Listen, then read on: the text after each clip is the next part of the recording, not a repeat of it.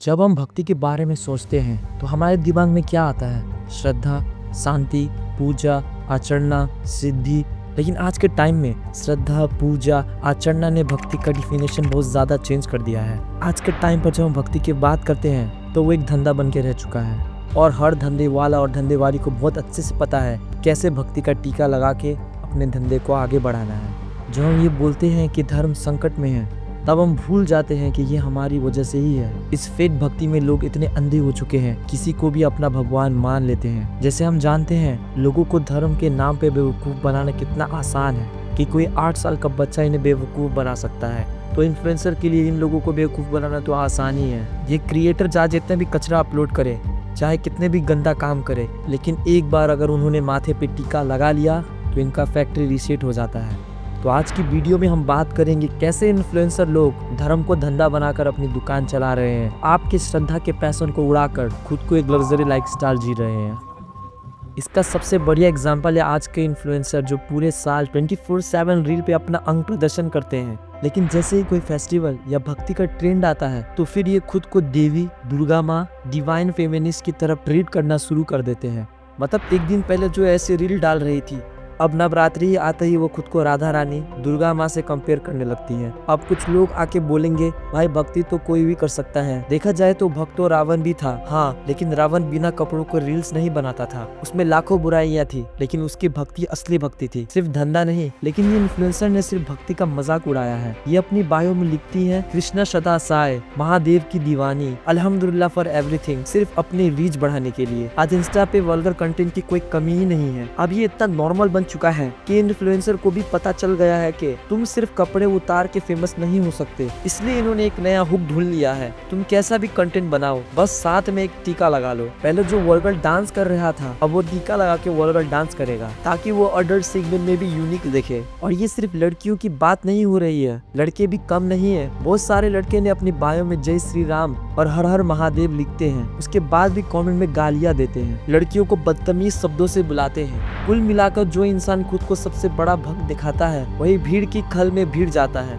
मतलब उन्हें बहुत अच्छे से समझ लिया है कि भगवान को किस तरह अपने फायदे के लिए निचोड़ना है। अभी रिसेंटली में कांवड़ यात्रा हुई थी, वहीं के विजुअल देख लो। पहले जो सबसे पवित्र यात्रा होती थी, आज उसी यात्रा में डिग्री और कृष्णा में नचवाया जा रहा है और सिर्फ कुछ व्यू के लिए कांवड़ी और धर्म को मजाक बना कर रख दिया है। और इन भक्ति को धंधा बनाने वाले माइंडसेट अब इतना ट्रेंड में है कि हर फेस्टिवल में इनके लिए एक बिजनेस बनाया गया है। नवरात्रि का एग्जांपल ले लो, इन लोगों ने नवरात्रि में गरबा को कैपिटलाइज कर दिया है। पहले प्राइवेट ऑर्गेनाइजर ने गरबा राइट्स को अरेंजमेंट किया था, टिकटिंग सिस्टम भी था जो नॉर्मल बात थी, लेकिन अब ये लोग एक पवित्र फेस्टिवल को भी रवि पार्टी की तरह ऑर्गेनाइज करते हैं जहाँ सिर्फ कपल एंट्री अलाउ होती है। मतलब अगर आपके साथ लड़की नहीं है तो आप सिंगल एंट्री नहीं ले सकते।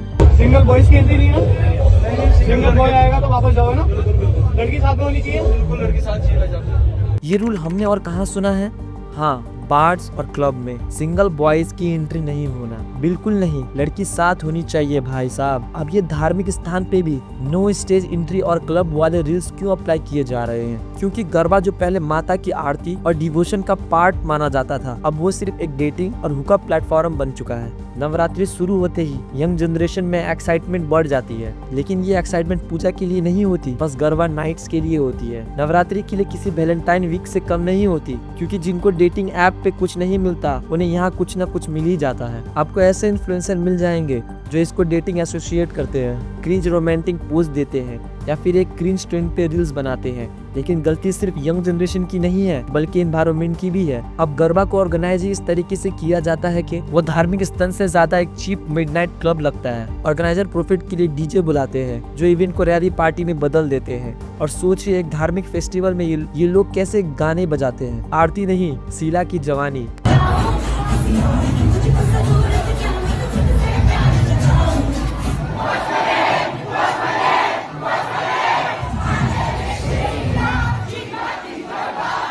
अगर आपको लगता है कि मैं एक्सैग्रेट कर रहा हूँ तो तो आप खुद देख लो। मेरे टीम मेंबर ने खुद शूट किया था गरबा इवेंट में, ट्रेविस स्कॉट की थीम बजा रहा था और इस चीज के ये लोग 2000 से 5000 पर पर्सन चार्ज करते हैं। और जब कोई आदमी पास लेकर जाता भी है और ये सब देखता है तो उसकी दिमाग में भक्ति नहीं बाकी सारे इमोशन आ जाते हैं। पूजा का पेंडल खाली पड़े रहते हैं लेकिन गरबा इवेंट्स में पैर रखने की जगह नहीं होती। इन्हें रुचियर और कल्चर का इतना भी आइडिया नहीं है कि ये चप्पल और जूते के बीच गरबा खेलते हैं।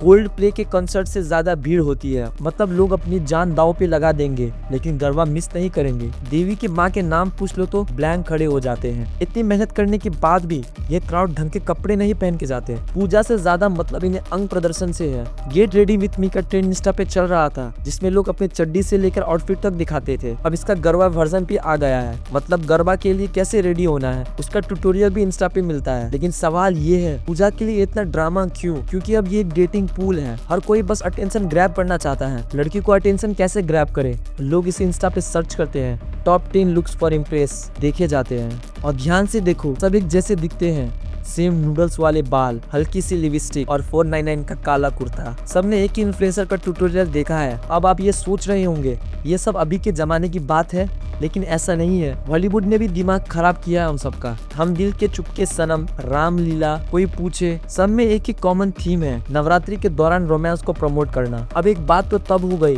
जब नवरात्रि के दौरान मैन फोर्स से सन्नी लियोनी के एड में लिखा था play this Navratri but with love. उस टाइम कंडम से 35% बढ़ गई थी। और ये सिर्फ यही नहीं, कुछ लोगों के पागलपन ने भी धर्म को मजाक उड़ा दिया है, जैसे लड्डू गोपाल कंटेंट क्रिएटर, जिन लोगों ने सिंगल हैंडली धर्म के सबसे ज्यादा मजाक उड़ाया है। ये ऐसे रील बनाते हैं जिससे भगवान को एक बेबी की तरह दिखाते हैं, अपने बेड पे सुलाते हैं, जूठे बर्तन से खाना खिलाते हैं, फ्रिज में डाल देते हैं और जब भगवान को बुखार होता है तो पैरासीटामोल देते हैं और फिर बोलते हैं हम तो सिर्फ भक्ति कर रहे हैं। ये भक्ति नहीं है, ये भगवान का मजाक है। और लोग भी इतनी पागल हो गए हैं कि उन्हें ये सब क्यूट लगता है। तो बताओ क्या ये भक्ति है या पागलपन?